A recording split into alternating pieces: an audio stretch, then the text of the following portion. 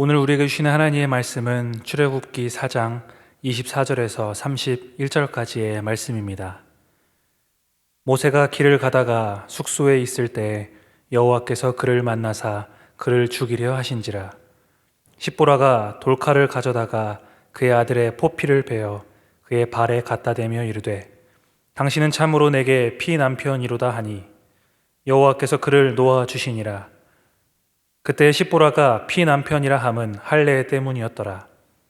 여호와께서 아론에게 이르시되 광야에 가서 모세를 맞으라 하시매 그가 가서 하나님의 산에서 모세를 만나 그에게 입맞추니 모세가 여호와께서 자기에게 분부하여 보내신 모든 말씀과 여호와께서 자기에게 명령하신 모든 이적을 아론에게 알리니라.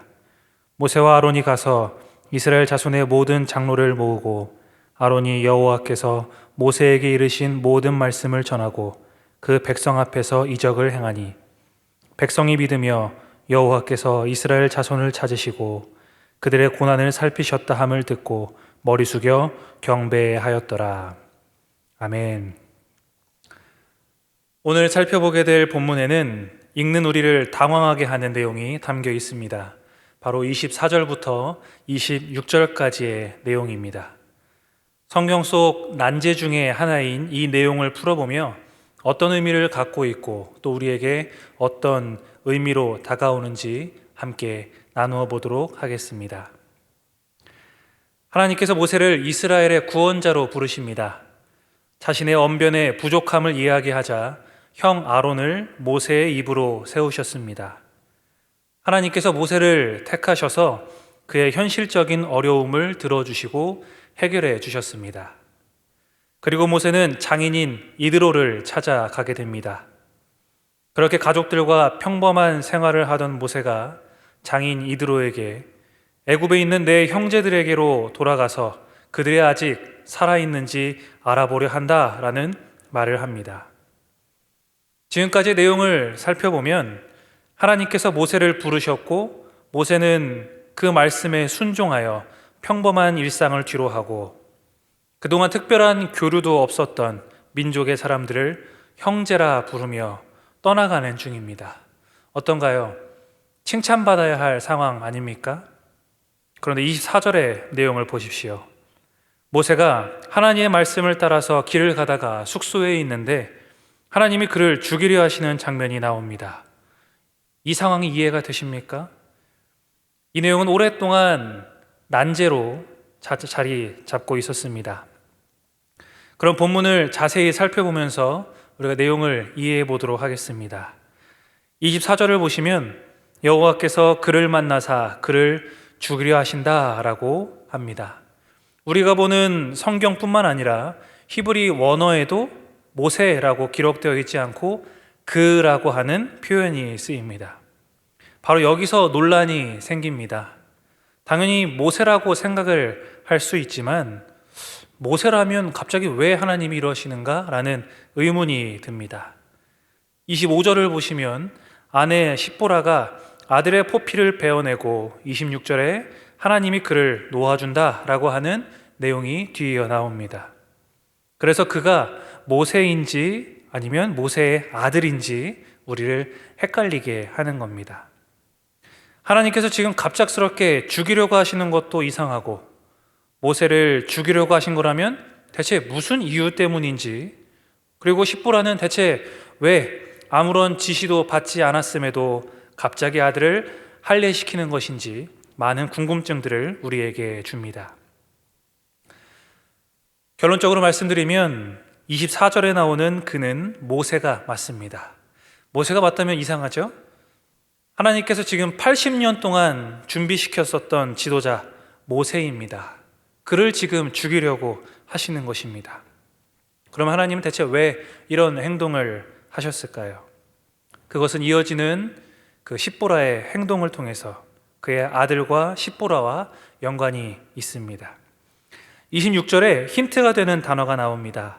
그때 하나님이 모세를 놓아주신다라고 말하고 있습니다. 그 이유를 또 이어서 설명하는 것이 할례 때문이라 이렇게 이야기를 하고 있지요. 시보라가 돌칼로 아들의 포피를 베어내는 행동으로 보아서 자식의 할례를 시키지 않았었던 것 때문에 벌어진 그런 사건이구나라는 것을 우리는 추측할 수 있습니다. 할례라 함은 하나님의 언약 백성으로서의 표시입니다. 그런데 모세와 시보라는 아들에게 할례를 행하지 않았습니다. 하나님은 그 일로 지금 모세를 죽이려 하시는 겁니다. 우리는 이 내용을 통해서 몇 가지를 생각해 볼 수 있습니다. 첫 번째는 이 시보라의 반응입니다. 하나님이 모세를 죽이려고 하자 시보라가 지금 무엇이 문제인지를 바로 파악을 하고 아들의 포피를 베어냅니다. 학자들은 두 사람이 이 할례 때문에 할례를 아들에게 하느냐 마느냐에 대해서 긴 시간 논의해 왔을 것이다 라고 추측을 합니다. 시보라는 할례에 대해서 부정적인 입장을 내비쳤을 것이고, 결국 모세는 아내와의 분쟁을 멈추기 위해서 시간을 지체하면서 하나님의 명령을 어기게 된 것이죠. 시보라의 모습을 통해서 우리의 모습을 발견할 수 있습니다. 하나님이 원하시는 방향과 뜻을 알매도 지체하고 불평하며 순종하지 않았었던 그런 순간들이 있지 않으십니까? 하나님 말씀 따라야 하는 건 알겠는데 이건 좀 이라는 생각을 하면서 그렇게 하나님의 말씀하시는 것을 뒤로 밀어두었던 것들이 있을 것입니다. 시보라가 그랬습니다. 아들한테 할례를 하는 것이 싫었습니다. 그런데 하나님께서 잘못되었다라는 것을 깨닫게 하시고 그렇게 움직이시니까 바로 자신의 행동을 수정하였습니다. 알면서도 고치지 않았었던 우리의 모습들이 있었다면 깨닫게 하시는 하나님의 그 사인이 우리에게 올 때 그 즉시 바로 고치셔야 합니다. 아들에게 할례를 행하는 이 시보라의 행동에 하나님은 모세를 죽이기로 한 것을 철회하십니다. 우리도 결정을 잘 못할 때가 분명히 있고 하나님의 사인이 있음에도 그것을 모른 채 할 수 있습니다. 하지만 시간을 더 끌지 않고 바로 회개하여 하나님의 뜻에 따르는 믿음이 우리에게 있어야겠습니다. 그것이 우리가 살 길이기 때문입니다. 두 번째는 할례의 의미입니다. 대체 할례가 무엇이기에 하나님께서 그 생명을 거두시려고까지 하신 것일까? 우리는 생각해 볼 수 있습니다. 할례는 앞서 언약 백성으로서의 표지라고 말씀을 드렸습니다. 모세는 지금 언약 백성을 이끌어야 할 지도자입니다. 이집트로 떠나기 직전 자신의 가족부터 언약 백성으로서의 준비를 잘 마쳐야 하는 것이 너무나 당연합니다. 그래서 하나님은 모세의 생명을 위협하면서까지라도 그렇게 놓치지 말아야 할 기준을 가르쳐 주신 것이고 할례를 통하여서 비로소 모든 준비를 마칠 수 있게 하신 것입니다. 그렇게 아들 역시 빠짐없이 할례를 통하여서 하나님의 언약 백성의 일원이 되었죠. 하나님이 세우신 기준이기 때문에 반드시 그것이 필요했던 것입니다. 여기서 우리는 하나님이 어떤 분이신지를 깨닫게 됩니다. 사랑의 하나님이시지만 진정으로 우리를 사랑하시기에 잘못이 있으면 깨닫게 하시고 바로잡게 하시는 분이십니다. 모세를 죽이려 하시는 게 무슨 사랑입니까? 라고 생각하실 수 있습니다. 하지만 하나님이 모세를 진짜로 죽이지 않으셨다라는 게 그 증거가 됩니다. 하나님이 마음 먹으셨다면 시보라가 알아채게 하나님께서 하셨겠습니까? 아들의 포피를 자르는 동안 기다리셨겠습니까? 눈 한 번 깜빡하면 죽어 있었겠지요. 그런데 하나님은 깨닫게 하시고 기다리시며 용서해 주셨습니다. 죽인다 하셨으나 실제로는 하나도 징벌을 하지 않으셨지요. 하나님이 이 사건을 통해서 가족 모두 하나님의 온전한 언약 백성이 되게 하셨습니다. 그렇게 준비를 마치게 하신 하나님은 그들로 하여금 하나님의 언약 백성들을 구원하기 위한 계획을 본격적으로 실행해 나가십니다.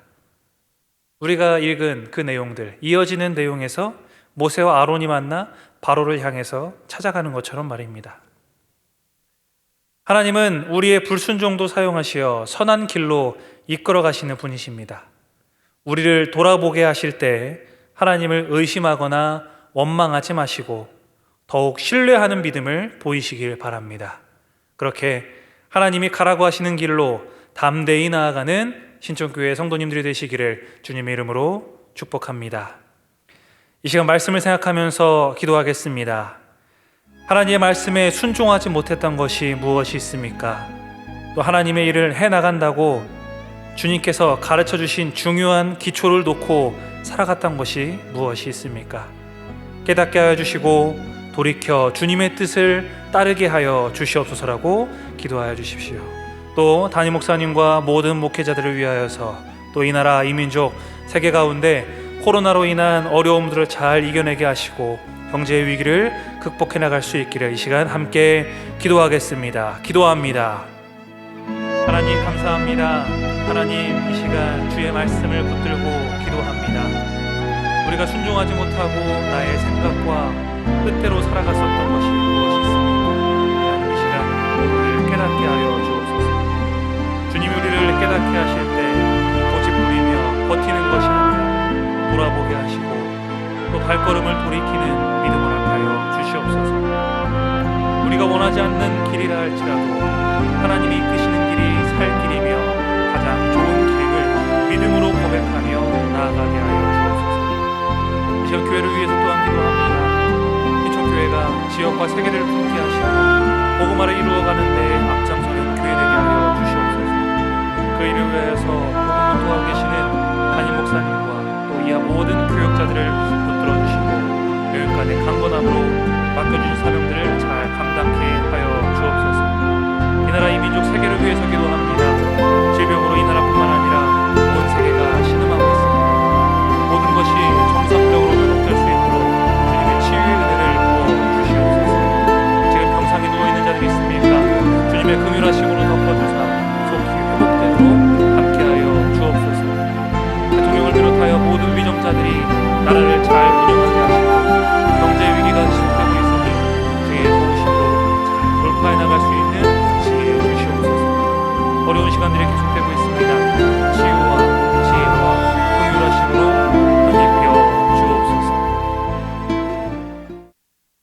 이제는 우리 구주 예수 그리스도의 은혜와 하나님 아버지의 무한하신 사랑하심과 성령님의 감화 감동 교제하시는 은혜가 하나님의 말씀에 순종하며 주님의 뜻을 삶으로 살아내기를 소망하는 모든 성도들 머리머리 위에 우리의 가정과 직장과 학업과 사업 위에 지금으로부터 영원토록 함께 하옵시기를 간절히 축원하옵나이다.